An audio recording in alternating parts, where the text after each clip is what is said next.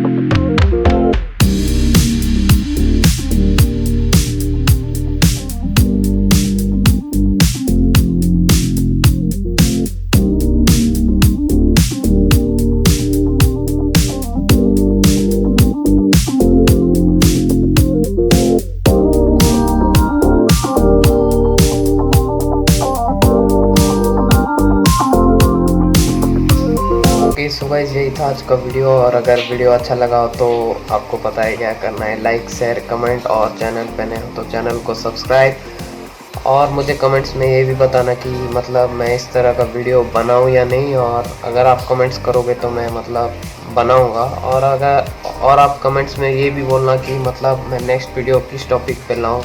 थोड़ा content find करने में मुझे थोड़ा प्रॉब्लम हो रहा है, तो आप बताओ कंटेंट ताकि मैं ला सकूं। और मैं तो अभी रेगुलर हो रहा हूं, आप अगर पहले से देख रहे हो तो पहले के मुताबिक अभी थोड़ा मैं ज़्यादा रेगुलर हूँ। अभी तक अगर आपने सब्सक्राइब नहीं किया तो सब्सक्राइब करो, लाइक करो इस वीडियो को, और कमेंट भी करो। सो आज के लिए इतना ही। सो मिलते हैं नेक्स्ट वीडियो में। So till then bye.